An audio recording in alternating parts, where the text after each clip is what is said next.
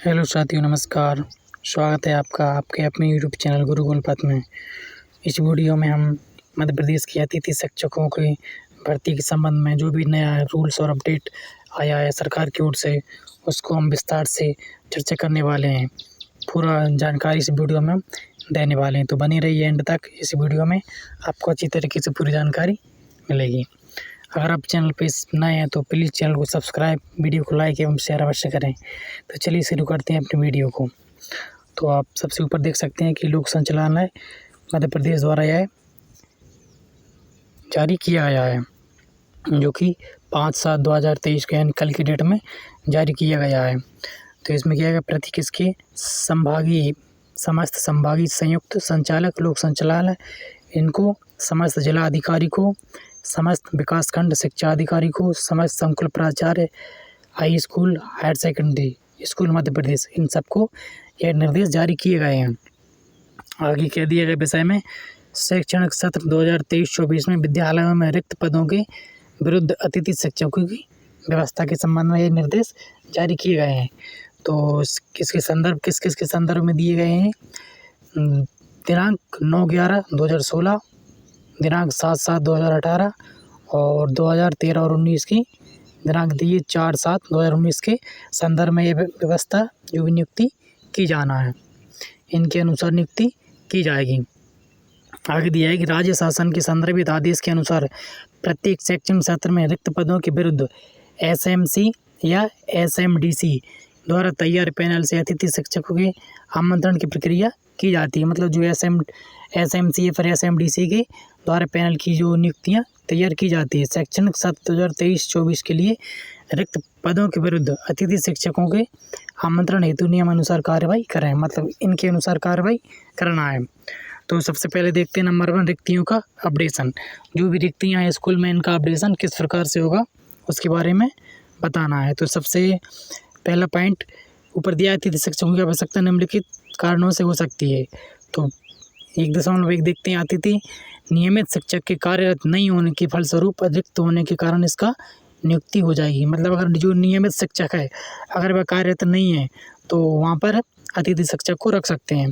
अगला पॉइंट क्या है, नियमित शिक्षक के 15 दिन या उससे अधिक दिवस के अवकाश, प्रशिक्षण इत्यादि के कारण, अगर कोई भी नियमित शिक्षक अगर 15 दिन से ज़्यादा का अवकाश लेता है या 15 दिन के जिससे ज़्यादा प्रशिक्षण के लिए अगर स्कूल में उपस्थित नहीं होता है, तो वहाँ पर अतिथि शिक्षक की नियुक्ति हो सकती है। अगला पॉइंट देखते हैं 1.3। तो शैक्षणिक सत्र 2023-24 से विद्यालयों की रिक्ति को संकुल प्राचार्य द्वारा अतिथि शिक्षक पोर्टल में दर्ज की जाए। मतलब जो भी इनकी जो भी रिक्तियाँ हैं वह संकुल प्राचार्य शिक्षक के द्वारा अतिथि शिक्षक पोर्टल में दर्ज की जाना चाहिए। अगला पॉइंट देखते हैं, जिला शिक्षा अधिकारी संकुल प्राचार्य अधिकारी द्वारा भेजी गई रिक्तियों की रिक्वेस्ट का परीक्षण कर 3 दिवस में ऑनलाइन अनुमोदन या कैंसिल कर सकते हैं। मतलब जो भी जिलाधिकारी संकुल द्वारा जिलाधिकारी को जो भी रिक्वेस्ट जो भी भेजा जाएगा उसको 3 दिन में या तो अनुमोदन कर सकते हैं एप्लीकेशन का, या फिर उसको कैंसिल करते हैं 3 दिन के अंदर। अगला पॉइंट दिया, जिला शिक्षा अधिकारी का अनुमोदन उपरांत रिक्तियाँ अतिथि शिक्षक पोर्टल पर प्रदर्शित होगी। जिला शिक्षा अधिकारी के द्वारा अनुमोदन के बाद इस पर पोर्टल पर आपको प्रदर्शित होने लगेंगी। अगला पॉइंट देखते हैं,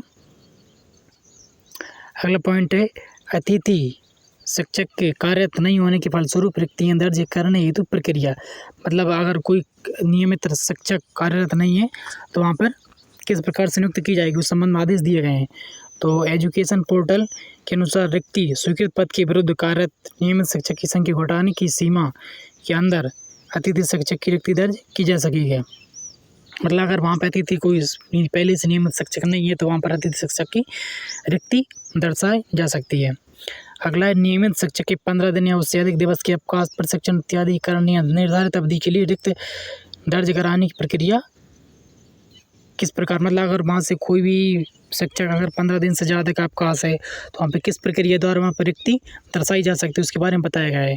तो क्या दिया है कि नियमित शिक्षक के अवकाश, प्रशिक्षण आदि के इत्यादि कारण नियमित शिक्षक अनुपस्थिति के अवधि हेतु अतिथि शिक्षक की रिक्ति प्रदर्शित करने हेतु संकुल प्राचार्य द्वारा जानकारी अतिथि शिक्षक पोर्टल पर दर्ज की जाएगी।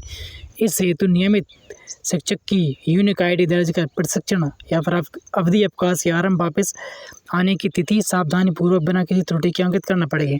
मतलब जो भी जानकारी है उसकी अवधि, प्रशिक्षण की अवधि कितने दिन की अवधि है, कब तक रखा जाएगा, कितने दिन की है, तो सबकी जानकारी इसको फीड करना पड़ेगी।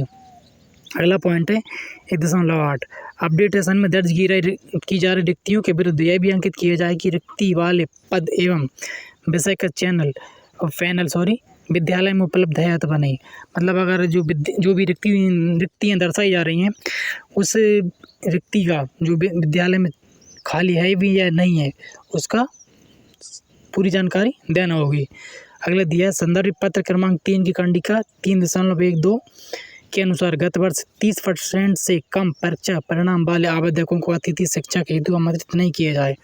मतलब जो भी सत्र था 2023-22 उसमें अगर 30% से कम रिजल्ट है तो उस आवेदक का जो भी आमंत्रण उसका स्वीकार नहीं किया जाएगा, उसकी भर्ती नहीं की जा सकती है जिसका रिजल्ट 30% से कम है।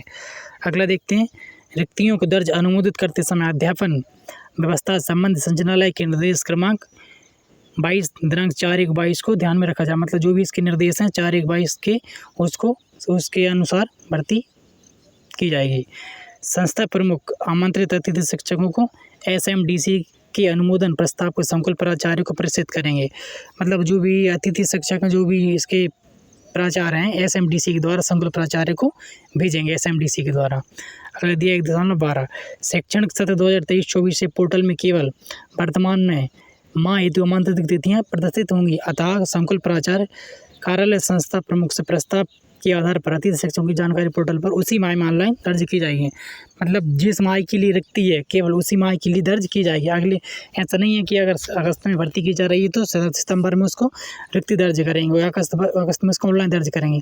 अगर आप जुलाई में अगर आप भर्ती करते हैं तो आपको जुलाई में उसकी चढ़ाना पड़ेगा। मतलब हर मंथ के लिए आपको तुरंत ही चढ़ाना पड़ेगा उसको ऑनलाइन पोर्टल पर।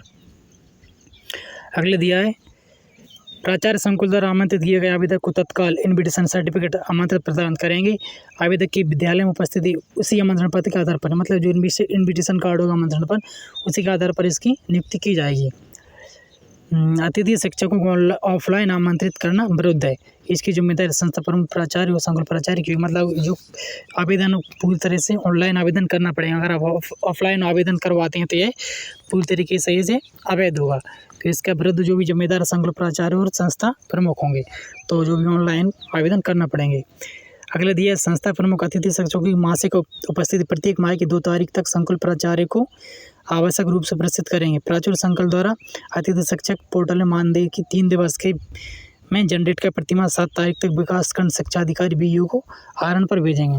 मतलब 2 तारीख तक संकुल प्राचार्य को भेजना पड़ेगी और 3 दिन के अंदर तो संकुल प्राचार्य को BU तक भेजना पड़ेगी, जो जानकारी इसकी फीड करना पड़ेगी। अगला दिया जिला शिक्षा अधिकारी प्रतिमाह अंतिम दिवस में अतिथि शिक्षक पोर्टल विकास खंड बजट की जानकारी दर्ज करेंगे। दर्ज जानकारी के आधार पर बजट जारी करने की कार्रवाई करेंगे। मतलब जो भी अंतिम दिवस में अतिथि शिक्षकों को जो भी बजट मिलेगा, उनको जो भी मानदेय मिलेगा उसकी जानकारी, उसके बारे में बजट की जानकारी उनको प्रदर्शित करना पड़ेगी। अगला दिया अतिथि शिक्षकों की मानदेय का भुगतान प्रतिमाह अवश्य रूप से किया जाए। मतलब अभी क्या हो रहा है कि अभी लगभग 5-6 महीने से अतिथि शिक्षकों का भुगतान नहीं किया गया। अगर ये लागू होता है तो अतिथि शिक्षकों की जो भी समस्या है उसका समाधान हो जाएगा। अगर प्रतिमाह उनका मानदेय भुगतान किया जाएगा तो ये बहुत अच्छी बात है। इसमें अगर नियम लागू होता है तो ये अतिथि शिक्षकों के लिए बहुत अच्छी होगा। अगला दिया है विद्यालय में अनियमित शिक्षकों की उपस्थिति उपरांत संकुल प्राचार्य तत्काल अतिथि शिक्षकों की मानदेय जनरेट का कार्य करने कार्य कीजिए। इसका जो भी हटाने या नियुक्त करने का पूरा अधिकार किसके पर, संकुल प्राचार्य पर होगा। उनको हटाना किस तरीके से सब उनके ऊपर रहेगा। अगला दिया विद्यालय में जिनमें पैनल पूर्व से उपलब्ध उन विद्यालयों में रिक्त पदों के अतिथि शिक्षकों आमंत्रण निमंत्रण। मतलब जो पैनल पूर्व से उपलब्ध है उनमें किस तरीके से अतिथि शिक्षकों को आमंत्रण किया जाना है उसके बारे में यहाँ पे बताया गया है, जो पहले से पैनल बना हुआ है।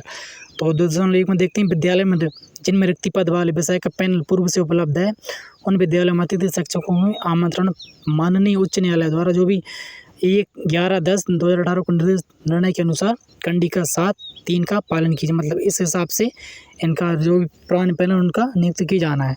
इसमें बताया गया था कि कंडिका 2.1 में उल्लिखित निर्णय के परिपालन विद्यालय में उपलब्ध पैनल से गत वर्ष कार्यरत अतिथि शिक्षक कोई प्राथमिकता के आधार पर रखा जाए।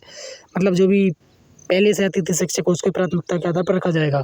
संबंधित से असहमति की स्थिति में लिखित में असहमति प्राप्त कर अभिलेख में संधारित करे पैनल से अगले क्रम में अभ्यर्थी को आमंत्रित किया जाए। इस बात को ध्यान में रखेंगे अतिथि शिक्षक को नामांकित करने में किसी प्रकार की अनियमितता न हो। मतलब अगर जो पहले से शिक्षक है उसको अगर वो नहीं करना चाहता तो उसकी असहमति प्राप्त करना लिखित में प्राप्त करनी होगी। अगर वो लिखित में प्राप्त नहीं करता है तो इस पर अपन भर्ती नहीं कर सकते हैं। तो उसको लिखित में असहमति प्राप्त करने के बाद ही उस व्यक्ति पर भर्ती की जा सकती है। अगला पॉइंट देखते हैं यहाँ पे क्या बताया गया। विद्यालय में जिनमें पैनल पूर्व से उपलब्ध नहीं है उन विद्यालयों में रिक्त पदों के विरुद्ध अतिथि शिक्षकों का आमंत्रण किस प्रकार, मतलब जिसमें पैनल पूर्व से नहीं है तो उनमें नए शिक्षक अतिथि किस हिसाब से की जाएगी उसके बारे में बताया गया है। विद्यालय में किसी विषय के पैनल उपलब्ध नहीं होने की स्थिति में GFMS पोर्टल पर प्रदर्शित रिक्तियों में यह उल्लिखित होगा कि इस पद पर विषय की रिक्ति के पैनल विद्यालय में उपलब्ध नहीं है। मतलब उसको विद्यालय में दर्शाना होगा कि इस संबंध में पैनल उपलब्ध नहीं है। आवेदक इन विद्यालयों में आवेदन प्रस्तुत करेंगे। विद्यालय आवेदनों के आधार स्कोर कार्ड के आधार पर पदवार विषयवार पैनल तैयार कर संदर्भित निर्देशों के अनुसार अतिथि शिक्षकों को आमंत्रण करेंगे। मतलब जिनमें पूर्व से पैनल उपलब्ध नहीं है तो उनमें अतिथि शिक्षक आवेदन कर सकते हैं। आवेदन किसके आधार पर होंगे? स्कोर कार्ड के आधार पर आवेदन विषयवार के आधार पर पैनल तैयार किया जाएगा, उनके आधार पर आमंत्रित किए जाएंगे। तो आगे इन्होंने बताया कि इनकी समय सारणी तिथि जो जानकारी दी, मतलब कितनी डेट से कौन सी तारीख किस पैनल के फॉर्म भरे जाएंगे, कहाँ पर इसकी नियुक्ति की जाएगी। तो अतिथि शिक्षकों को आमंत्रित करने हेतु समय सारणी, ये गतिविधि है, यहाँ पे समय सीमा दी है। तो रिक्तियों का अपडेशन कब तक होगा? तो इनका अपडेशन होगा 5/7/2023 से प्रारंभ हो जाएगा। इनके नियुक्तियों का अपडेशन मतलब कहाँ पर कितनी नियुक्तियाँ जिनको बताना पड़ेगा, 5/7/2023 से प्रारंभ हो जाएंगी। अतिथि शिक्षकों को आमंत्रण, जिन विद्यालयों में पैनल उपलब्ध है रिक्त पद हैं, मतलब जिन विद्यालयों में पहले से उपलब्ध पैनल है उनमें रिक्त पद है, उनकी जानकारी कब देना पड़ेगी? SMC और SMDC की बैठक रिक्त पद होने की स्थिति में ही 10/7/2023 को इनको जारी करना पड़ेगी, जिन पर पहले से उपलब्ध पैनल है। और निर्देशों के अनुसार अतिथि शिक्षकों को आमंत्रित करना, इनको आमंत्रित करेंगे कब? 12/7/2023 को इनको आमंत्रित करना पड़ेगा जो पहले से पैनल उपलब्ध है। अगला है अतिथि शिक्षकों को आमंत्रण, मतलब जो उनका आमंत्रित किया जाएगा जिन विद्यालयों में पहले से उपलब्ध पैनल नहीं है, मतलब जिनमें पहले से उपलब्ध पैनल नहीं उनमें नियुक्ति किस आधार पर की जाएगी, कितनी तारीख को किया जाना है। तो अतिथि शिक्षक पोर्टल में रिक्तियों का प्रदर्शन 10/7/2023 से किया जाएगा। अगला पॉइंट दिया है विद्यालय द्वारा आवेदन प्राप्त करना, जिनका स्कोर कार्ड उपलब्ध है, अगर जिनके स्कोर कार्ड उपलब्ध है उनकी इसमें आवेदन कर सकते हैं। तो उनका तारीख दी है 12 से 14 जुलाई 2023 तक इसमें आवेदन कर सकते हैं। SMDC की बैठक कब होगी? 15/7/2023 को इसकी बैठक होगी। अतिथि शिक्षक आमंत्रण और विद्यालय में उपस्थिति, इनका जो भी आमंत्रण होगा वह 17/7/2023 से प्रारंभ हो जाएगा, मतलब कि 17/7/2023 को इनकी नियुक्ति हो जाएगी। तो ये थी पूरी इनकी जानकारी, डेट वगैरह, कब इनका आवेदन होगा, कब इनकी प्रक्रिया और कब इनकी नियुक्ति हो जाएगी। ये सामान्य निर्देश हैं, इनको आप पढ़ लेना। CM राज्य स्कूलों के विषय शिक्षकों को नियुक्ति पद हेतु उस उक्त प्रक्रिया के अनुसार शिक्षकों को आमंत्रित किया जाए। मतलब जो CM राज्य स्कूल हैं उनमें भी इसी प्रक्रिया के द्वारा अतिथि शिक्षक नियुक्त किए जाएंगे। विद्यालयों में प्रयोगशाला, खेल कूद, अन्य अकादमिक पदों की प्रक्रिया द्वारा अतिथि शिक्षकों ने नियमन आमंत्रित किया। मतलब जो भी विद्यालय खेल कूद प्रयोगशाला वाले हैं इनको भी इसी के आधार पर नियुक्त की जाएगी। और भी आप देख सकते हैं जिनमें पैनल पूर्व से नहीं है वो भी इसी के आधार पर होंगे। और जो अतिथि शिक्षकों की संबंधित समस्याओं का निराकरण संस्था प्रमुख संकुल प्राचार्य द्वारा किया जाएगा। निराकरण न होने की स्थिति में प्रस्ताव जिला शिक्षा अधिकारी को प्रेषित किया जाएगा। मतलब पहले यह संस्था प्रमुख या प्राचार्य संकुल द्वारा, या फिर नहीं होता है तो जिला शिक्षा अधिकारी को भेजा जाएगा। संकुल प्राचार्य से प्राप्त शिकायतों जिला शिक्षा अधिकारी जिले में चिन्हित नोडल अधिकारी की अध्यक्षता में जाँच दल गठित कर निराकरण इसका करेंगे। उक्त निर्देशों के अनुसार समय सीमा में कार्रवाई सुनिश्चित करेंगे। तो ये देख सकते हैं आप, कल की डेट में जारी किए गए 5/7/2023 को ये निर्णय जारी किया गया है। तो ये थी अतिथि शिक्षकों से संबंधित संपूर्ण जानकारी। अगर वीडियो अच्छी लगी तो वीडियो को लाइक, चैनल को सब्सक्राइब ज़रूर करें। मिलते हैं अपनी अगली वीडियो में, तब तक के लिए जय हिंद, जय भारत, वंदे मातरम।